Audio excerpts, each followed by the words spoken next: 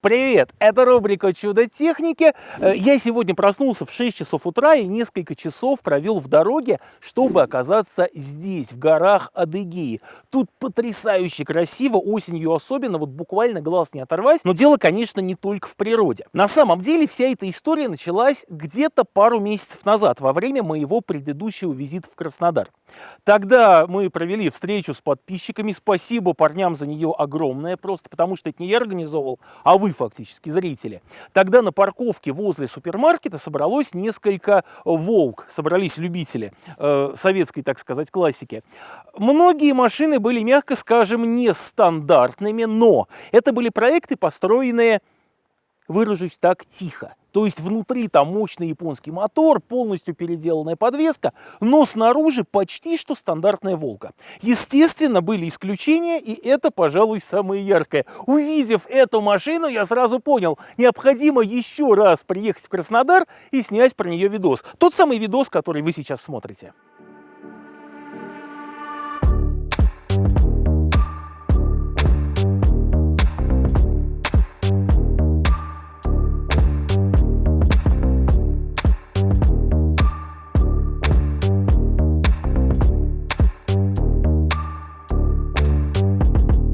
Прикол в том, что это действительно «Волга». Скажу честно, поначалу я решил, что передо мной волговский кузов, насаженный на какое-то внедорожное шасси, мол, вот такая интересная машина. Нет, это заднеприводный седан. Но непростой, как вы заметили. Скажем, тут у нас шноркель имеется, причем его владелец изготовил собственными руками из водопроводной трубы, монтажной пены, сверху все раптором покрыто. И кто-то там уже наверняка усмехнулся, мол, заднеприводный седан, «Волга» со шноркелем. Угу. Он необходим.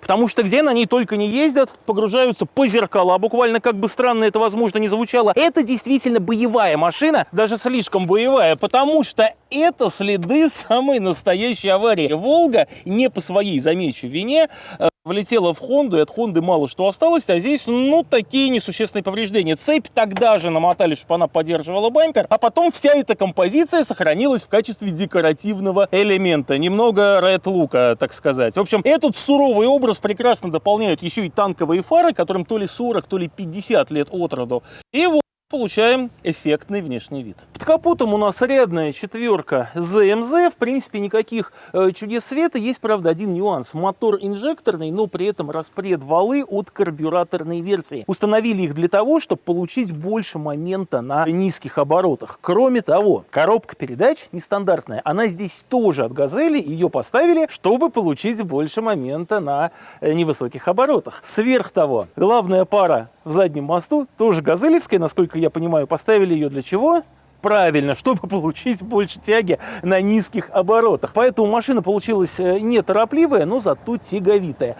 По моим наблюдениям, нормальная скорость для нее 90 км в час на шоссе. Не то чтобы это техническая максималка, но ехать быстрее как-то бессмысленно, что ли. Разумеется, много прочих мелких доработочек у нас тут есть. Скажем, вот такие вот сварочные провода позволяют подключить лебедку. Лебедка живет в багажнике, установить ее можно хоть спереди, хоть сзади, по ситуации.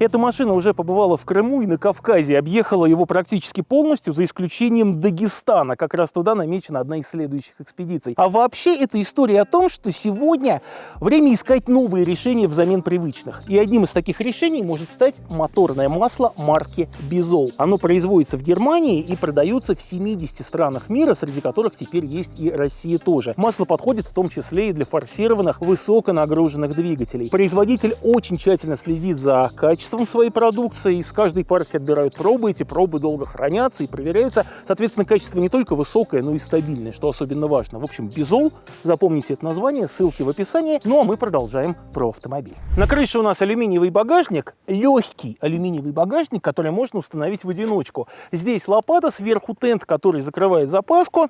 Кроме запаски, он закрывает еще и хайджек, внедорожный домкрат. Это история о том, что перед нами самый настоящий экспедиционник, на котором его владелец прошел несколько большущих экспедиций по Кавказу. Машина заезжала туда, куда не на всяком внедорожнике поедут. И дело не только в проходимости, но и в том, что дорогущий внедорожник жалко, а эта машина, она как раз для жизни и создана. Так вот, что касается хайджека, то цеплять можно машину за колесо, что было для меня некоторым откровением, за буксировочные петли, они с двух сторон, и за фаркоп.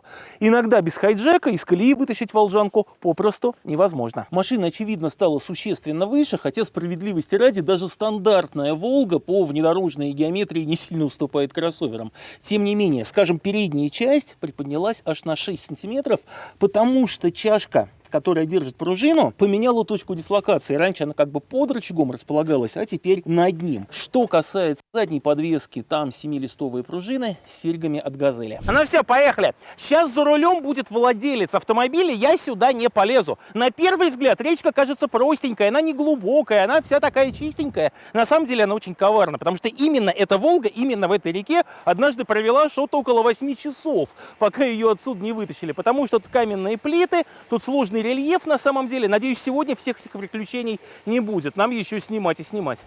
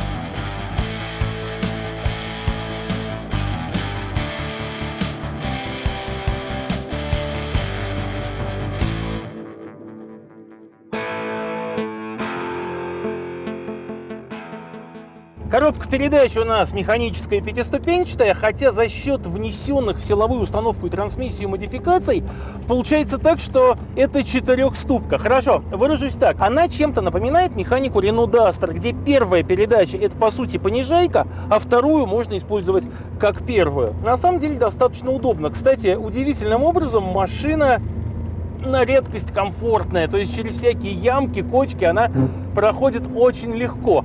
Единственное, с чем вот сейчас мы какую-то кочку опять проскочили, уж не знаю, как это выглядит в камере, но на самом деле машина идет мягко. Вот с каким комфортом здесь проблемы, очевидно, есть, так это с акустическим, потому что ты здесь сидишь и слушаешь целый оркестр из самых разных звуков, поэтому если вы любитель нойза или какой-то другой экспериментальной музыки, вот ровно то, что вам надо, магнитола даже не понадобится. Хотя, кстати, она тут есть, и динамиков полно, то есть, видимо, акустическая система такая правильная установлена. Что касается усилителя, то он работает прекраснейшим образом, руль крутится легко. Вообще, если говорить о кнопках, которые где-то здесь есть, то есть блокировка заднего дифференциала, что для такой машины, понятно, очень и очень важно. А во-вторых, есть кнопки принудительного включения и выключения вентилятора. Как мне рассказал владелец, если с включенным вентилятором оказаться, например, где-нибудь посреди брода, он может и поломаться. Поэтому надо вырубить и спокойно ехать через речку. А еще в этой «Волге» появилось что-то неуловимо грузовое. Я даже не знаю, как это описать, но машина стала повыше, машина стала субъективно тяжелее. Вот не на самом деле, а просто она воспринимается как более такая, знаете, солидная, большая и увесистая. И поэтому ты как будто в таком маленьком грузовичке едешь. Практически любая манипуляция с педалями или тормозами заставляет вот этот оркестр звуков играть какую-то новую мелодию. Я уж не знаю, как тут владелец ездит, я постоянно думаю о том, это нормально вообще или нет. Но судя по тому, сколько эта машина прошла, судя по тому, где на ней побывали, это вполне нормально. Шкварневая подвеска, кстати говоря. Да, та самая, которую надо шприцевать, и вот это вот все. Однако, по мнению владельца, она лучший выбор в данном случае, потому что гарантированно не отвалится колесо, и вообще сама по себе система надежная. Управляемость, кстати, на удивление приличная. Я не знаю уж почему, ожидал, что рулить этой машиной будет не то чтобы сложно, но скорее, как-то, знаете, безрадостно, безблагодатно. А ничего подобного. Еду вот по серпантину горному и вполне себе наслаждаюсь процессом. Машина получилась, на мой взгляд, символичная, что ли. Она о том, что невозможного не существует. Если вам хочется путешествовать, возможность вы отыщете. Это же касается и автомобильного туризма. Не обязательно покупать какой-то невероятно дорогущий внедорожник и вбухивать 3 цены в тюнинг. Даже из старого седана можно сделать вполне приличный экспедиционник и ездить на нем в такие экспедиции, что другим останется только завидовать. В общем, действительно, очень оптимистичный проект. Вот что я вам скажу. У меня на сегодня все. С вас, как обычно, лайки, дизлайки и комментарии экспертов, разумеется.